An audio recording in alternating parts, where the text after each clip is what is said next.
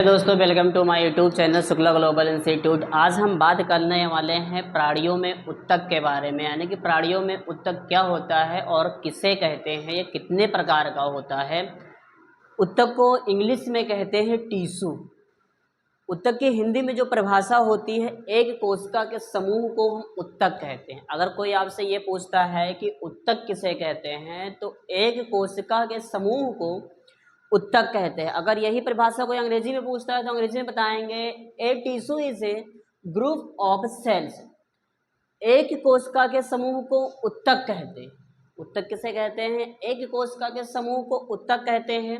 बात करते हैं कि उत्तक की खोज किसने किया था, तो उत्तक की जो खोज किया था बिचेड ने किया था। किस सन में किया था? सन 1801 ईस्वी में किया था।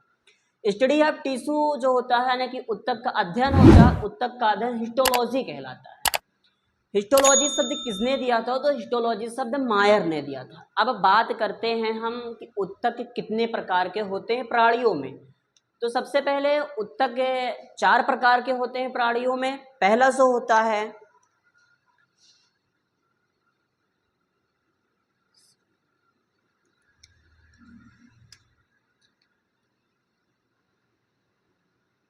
चार प्रकार के होते हैं। पहला होता है पेशीय उत्तक, या कहते हैं इसे पेशी उत्तक। दूसरा होता है तंत्रिका उत्तक।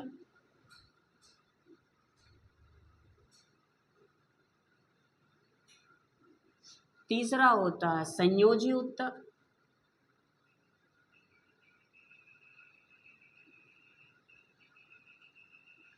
चौथा होता है उपकला उत्तक।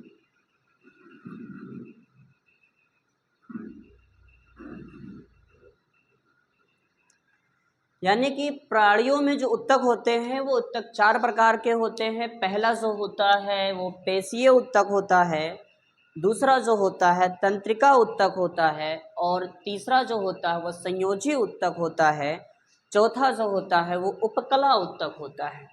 यानी कि मैस्कुलर टिश्यू होते हैं। मैस्कुलर टिश्यू जो होते हैं वो 3 कैटेगरियों में डिवाइड किए गए हैं। पहला जो किया गया है वो है रेखीय उत्तक। दूसरा जो होता है अरेखीय होता है। तीसरा होता है हृदयक उत्तक। फिर बात करते हैं हम न्यूरॉन टिश्यू की। अगर बात करते हैं तो न्यूरॉन टिश्यू के अंतर्गत ब्रेन आते हैं। बात करते हैं फिर हम कनेक्टिव टिश्यू की, तो कनेक्टिव टिश्यू के अंतर्गत ब्लड आते हैं।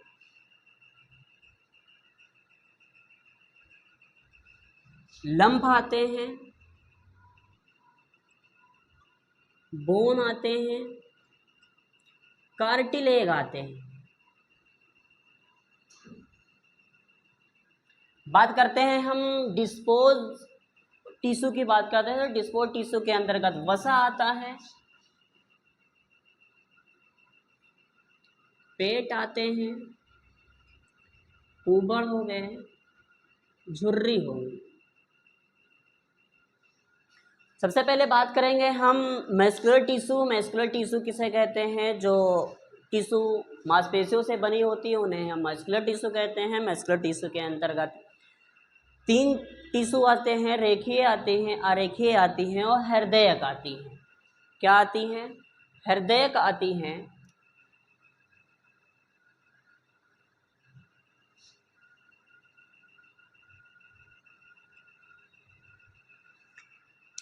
बात करते हैं रेखीय उत्तक किसे कहते हैं? जो हमारे इच्छा अनुसार चलते हैं उन्हें हम रेखीय उत्तक कहते हैं। जैसे क्या होता है हाथ का हिलना, हमारा मन होगा तो हम पढ़ाएंगे, ये सब रेखीय उत्तक के अंतर्गत आते हैं। हमारा मन होगा तो हम खाना खाएंगे, ये सब रेखीय उत्तक के अंतर्गत आते हैं। अरेखीय उत्तक के अंतर्गत जैसे दिल का धड़कना, आँख के पलकों का झपकना, डाइजेक्शन होना, पाचन क्रिया होना, ये सब किसके अंतर्गत आते हैं? रेखीय उत्तक के अंतर्गत आते हैं। हृदय क्या होता है? ये आरेखीय कैटेगरी का ही एक भाग होता है, जिससे कि हमारा एक दिल बना होता है। वो अलग मिसल से बने होते हैं, अलग मांसपेशियों से बने होते हैं। अगला बात करते हैं हम तंत्रिका उत्तक की। न्यूरॉन टिश्यू की बात करते हैं तो न्यूरॉन टिश्यू के अंतर्गत ब्रेन आते हैं। ब्रेन क्या करता है? सबको जोड़ने का काम करता है, संदेश देने का काम करता है, मैसेंजर जिसे कहते हैं। अगला बात करते हैं हम संयोजी ऊतक की। कनेक्टिव टिश्यू की बात करते हैं तो कनेक्टिव टिश्यू के अंतर्गत ब्लड आते हैं, लंफ आते हैं, बोन आते हैं, कार्टिलेज आते हैं। ब्लड क्या होता है? ये रक्त का परिसंचरण करता है। अगला बात करते हैं लंफ क्या होता है, तो लंफ हमारे शरीर में एक सफ़ेद रंग का या पीले रंग का पदार्थ होता है जिसे हम लंफ कहते हैं। अगला बात करते हैं इसी के साथ में बोन की बात करते हैं तो बोन में हड्डियाँ होती हैं या फिर अस्थि कहते हैं इसे। ये क्या काम करती है? हड्डियाँ हमारे शरीर के अंगों को जोड़ती हैं। कार्टिलेज क्या है? उपास्थियाँ हैं, ये मुलायम होती हैं जिसे हम कार्टिलेज कहते हैं। अगला बात करते हैं हम डिस्पोज ऊतक की बात करते हैं, यानी उपकला ऊतक की बात करते हैं। उपकला ऊतक के अंतर्गत वसा आते हैं, पेट आते हैं, कुबड़ आते हैं और झुर्रियाँ आती हैं।